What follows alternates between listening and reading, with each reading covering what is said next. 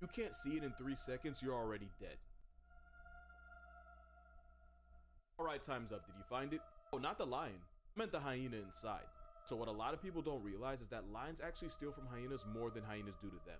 And lions hate hyenas so much that males will chase them down, snap their spines to paralyze them, and then just leave them to die. And in return, hyenas turn any lion cubs they find into chalk outlines.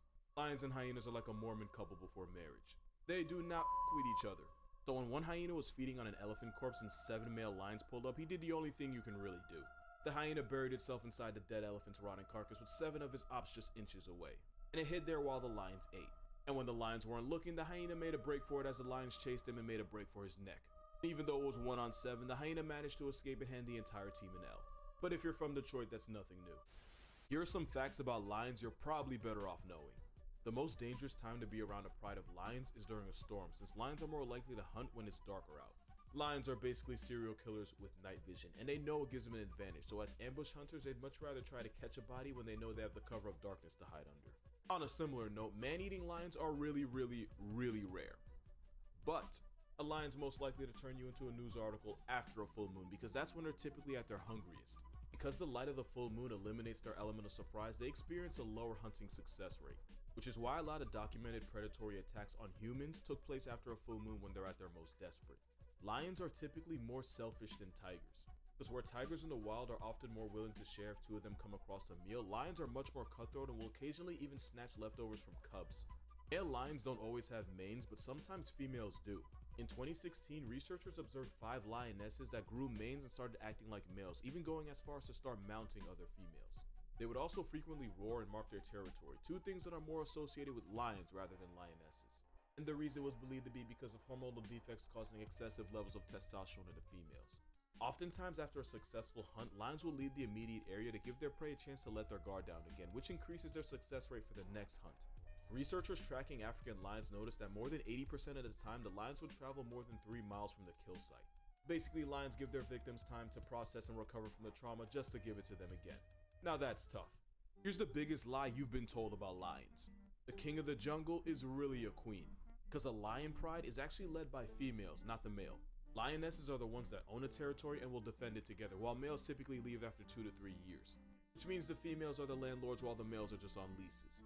Sometimes that lease gets cancelled along with the male, because sometimes lionesses will gang up on elderly males and end both their time as leader and time on Earth if they feel like they're unfit to lead the pride.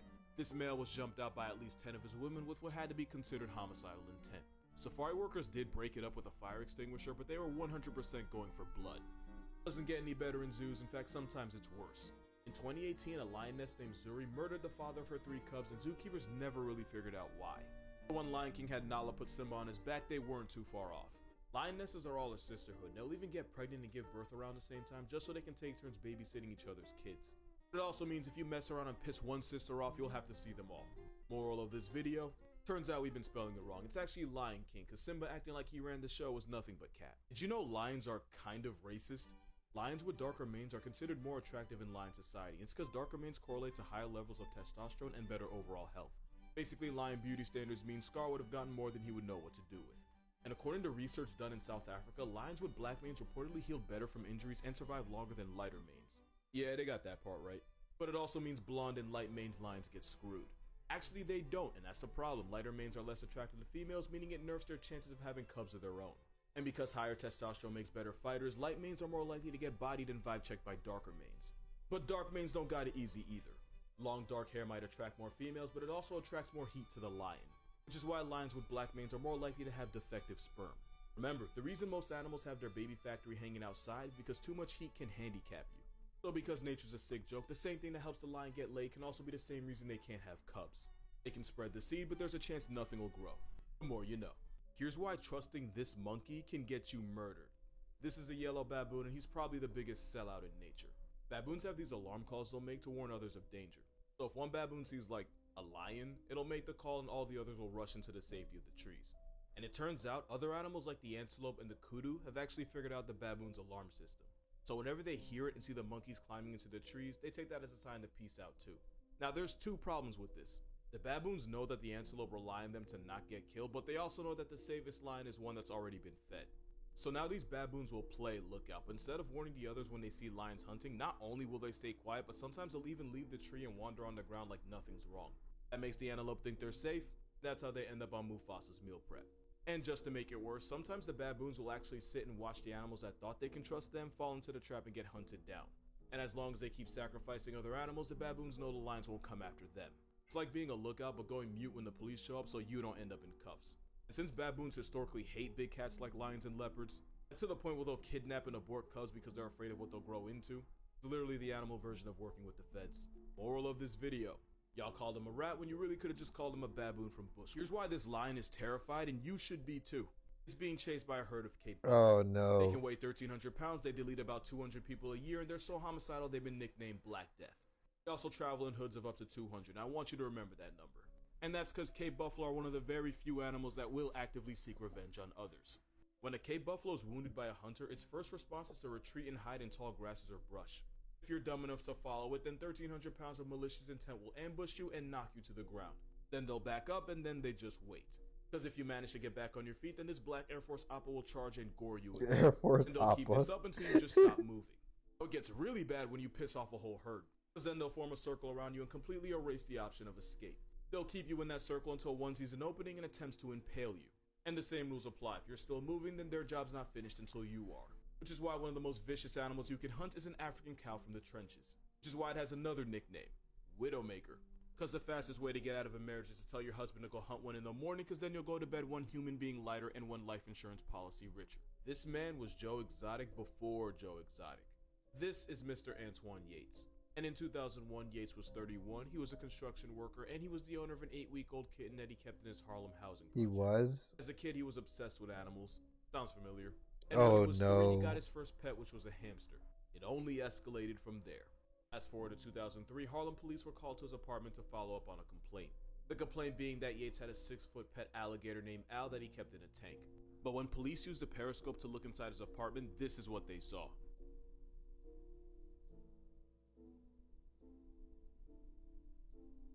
That 8-week-old kitten was actually a Bengal tiger cub that grew into a 450-pound assault weapon.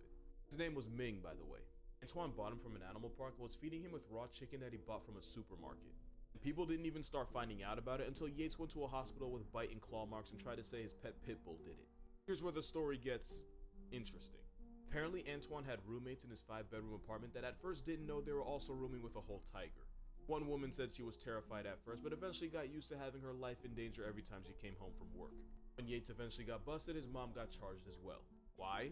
Well, it turns out she had been babysitting in the apartment at the same time that Shere Khan was still a tenant. And when his neighbors were questioned, they said he had had bear cubs, rabbits, monkeys, hyenas, snakes, 1 llama, weird that he only had 1, and even a lion cub. Remember, this started with a fucking hamster.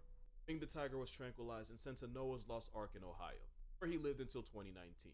And Yates went on to sue the state of New York for the loss of his pets, only for a judge to curse him out of court. Moral of the story: no matter what Florida does, New York is never too far behind. Okay, we're gonna do this one last time and then I will never speak about this again. The Black Panther, not an animal. Like, it ain't real. Because Panther can be any one of these right here. Because the word Panther refers to Panthera, which is a starting lineup of cats that includes lions, tigers, jaguars, leopards, and snow leopards. We good so far? So technically, any one of these cats can be called a panther. Now, Black Panther is just a word for any one of these cats that has a mutation that causes melanism, but it only affects 2 of them. So when you say Black Panther, you're really just talking about a dark-skinned leopard or jaguar, and it's probably a jaguar, because the gene that causes these charcoal cats is dominant in jaguars but recessive in leopards. But technically, if a lion, tiger, or snow leopard got this mutation and came out black, we would be able to call them Black Panthers too. Because I already know I'm finna get that one smart-ass comment. Yes, some people call this a panther. But mountain lions aren't part of the Panthera genus. In fact, they don't even qualify as big cats. Cougars are actually closer to your pet cat than they are to lions or tigers. So yeah, what you call a Black Panther is really just an emo jaguar. And if you're close enough, you'll see that even though they're black, they still have the same spot patterns that the normal ones have. If you're close enough to see that, you're probably gonna see nothing but black next. I'm actually glad you said that because, fun fact, pink panthers do exist. This leopard has a super rare mutation that causes the coat to appear strawberry flavored, instead of the normal brownish orange with black spots. Remember the rule: if it's any one of these cats, it can be called a panther. Now, this pink panther has a mutation called erythritol. That's not a pink panther. Because it's so rare, that's we a don't little really like know that yellow. much about it, but it's believed that it causes the body to produce extra red or pink pigments. This also happens in animals like raccoons and coyotes. But for an animal like a leopard whose life literally depends on being able to hide, it's even rarer, and he's right there, by the way. Though it doesn't really look I was pink, like, it's where the a fuck is he? pinkish hue. But since leopards qualify as panthers, that's your pink panther right there. Also, we got white panthers too. Not like a colonizer's response to Wakanda, but like an actual cat. This lion has a mutation called leucism, which causes partial pigment loss. To be confused with being albino, which is total pigment loss. And one last time, because y'all keep making me say it, since they're one of these cats, you can call this a white panther and be factually correct. Then you have this white cougar that was found in a national park in Brazil in 2013. When I say rare, it was recorded 8 years ago and never seen again. But mountain lions aren't part of the panther genus, so they have to sit at the little cat lunch table with cheetahs, ocelots, bobcats, and even pet cats. The more you know. Listen, did you know that a polar bear skin is black and their fur is... Yeah, polar bear black skin, got it. Hey, go follow that guy, he's pretty cool. But listen, did you know that lions will roar as a pride to mark their territory? And these roars can last up to 40 seconds and travel for 5 miles. And since they do it together, cubs will try to join in even when they aren't old enough to roar yet. And it sounds something like this.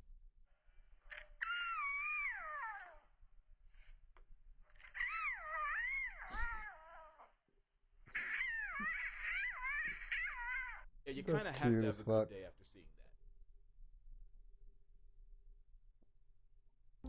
that. So wait, polar bear skin is actually black? What? I've been lied to my entire damn life. Where is this coming from? God damn. I've just been overloaded with like lion facts. But I hope you guys enjoyed my reaction. If you did, please be sure to hit the thumbs up button and subscribe down below for more videos just like this one. Make sure you like me, love me, and talk to me down below. And I'm going to see you guys in the next video. Peace.